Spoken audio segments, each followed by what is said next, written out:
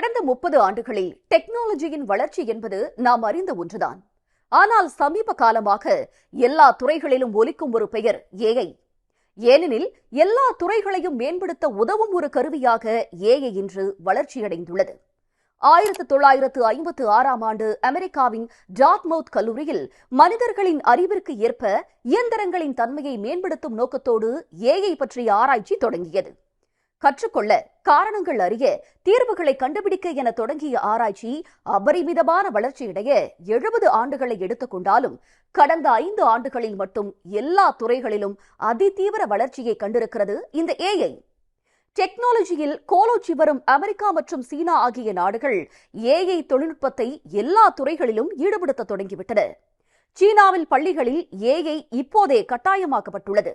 மோசடிகளை கண்டறிதல், இயற்கை பேரழிவுகளை முன்கூட்டியே கணித்தல், பாதுகாப்பு, போக்குவரத்து, விவசாயம், சுகாதாரம், இவ்வளவு ஏன் வெள்ளை மாளிகையின் சில செயல் திட்டங்களுக்கும் ஏஐ கோடிங்ஸை அமெரிக்கா பயன்படுத்துகிறது. அரசு பணிகள், கல்வி, ஆராய்ச்சி, ராணுவம் போன்ற துறைகளில் சீனா ஆர்டிபிஷியல் இன்டெலிஜென்ஸை பயன்படுத்த முடிவெடுத்திருக்கிறது.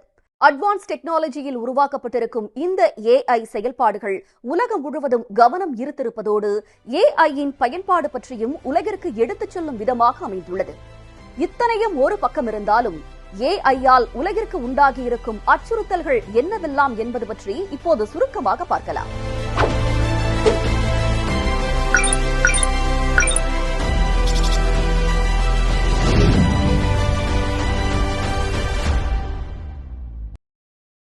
ஏஐ பற்றிய விழிப்புணர்வு இந்தியாவிற்கு அறிமுகமாவதற்குள் டீப் ஃபேக் வீடியோ என்ற ஒன்று நாடு முழுவதும் அதிர்வலைகளை ஏற்படுத்தியிருந்தது. பிரபலங்களின் புகைப்படங்கள் மார்பிங் செய்யப்பட்டு சமூக வலைதளங்களில் பரவின. தொலைபேசிகளில் ஏஐ மூலமாக குரலை மாற்றி பண மோசடிகள் என பல சைபர் குற்றங்கள் நம்மை மிரள வைத்தன. நாடு முழுவதும் ஏஐ மூலமாக நடைபெறும் மோசடி பற்றிய விழிப்புணர்வு அப்போதில் இருந்துதான் ஆரம்பித்தது. இவையெல்லாம் விட இப்போது மிகப்பெரிய சிக்கல் என்ன இந்த சமூகத்திற்கு ஏற்பட்டிருக்கிறது என்பதுதான் கேள்வி. அதில் முக்கியமான ஒன்று நிறுவனங்களின் ஆட்குறைப்பு. கடந்த ஓராண்டில் மட்டுமே உலகின் தலை சிறந்த நிறுவனங்களான Microsoft, Intel, meta, Google, Amazon ஆகியவை கணிசமாக ஆட்குறைப்பு நடவடிக்கைகளை மேற்கொண்டிருந்தது. உலகில் 30 கோடி பேர் தங்களுடைய வேலையை இழந்திருக்கிறார்கள். அந்நிறுவனங்கள் தங்களுக்கென்று உருவாக்கிய ஏஐ தான் இதற்கு காரணம் எனவும் அவர்கள் தரப்பில் இருந்து விளக்கம் அளிக்கப்பட்டிருந்தது.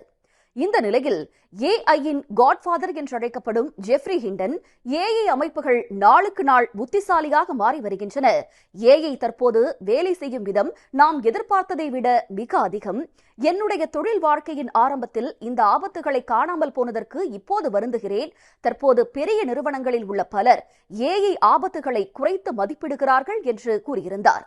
அவருடைய இந்த கூற்று எல்லோரையும் சற்று இப்போது யோசிக்க வைத்துள்ளது. இதேபோல கலை சார்ந்த துறைகளையும் ஏஐ விட்டு வைக்கவில்லை. வரைகலை நிபுணர்கள், கிராபிக்ஸ் கலைஞர்கள், காணொலி தொகுப்பாளர்கள், இசைக்கலைஞர்கள் 1 மாதம் எடுத்துக்கொள்ளும் வேலையை ஏஐ ஒரு நாளில் செய்து முடிக்கிறது.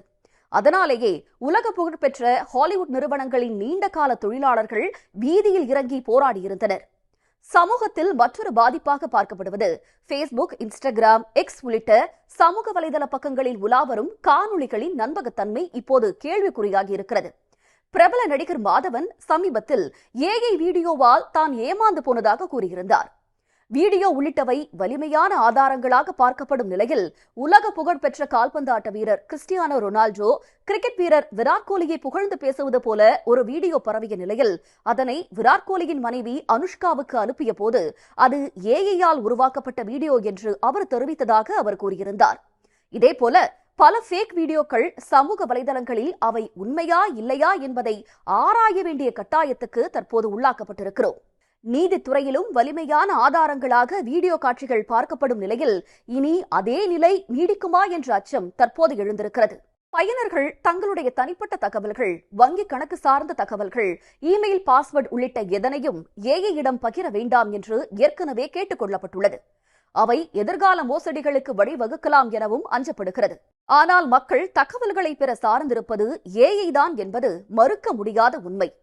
தொழில்நுட்பங்கள் மூலமாக நாடுகள் எதை கண்டறிந்தாலும் தங்களை வல்லரசு நாடுகளாக காட்டிக்கொள்ள எதிரி நாடுகள் மீது ஆயுதமாக அதை பயன்படுத்துகின்றன.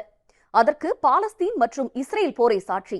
அதேபோல ஏஐ ஒரு ஆயுதமாக அரசியல் காரணங்களுக்கு பயன்படுத்தப்பட்டால் அது கற்பனைகளுக்கு எட்டாத அழிவுகளை உண்டாக்கலாம்.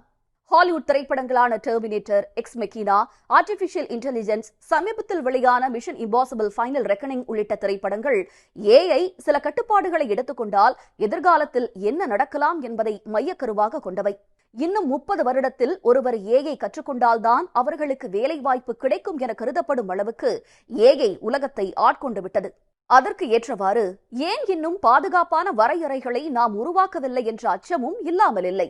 இன்னும் சில வருடங்களில் உலக மக்கள் தொகை 1000 கோடியை கடக்க இருக்கும் நிலையில் அத்தனை கோடி மக்களாலும் ஏஐ என்ற அசுரனோடு ஒப்பிட்டு நிற்க முடியுமா என்பதே தற்போதைய கேள்வி.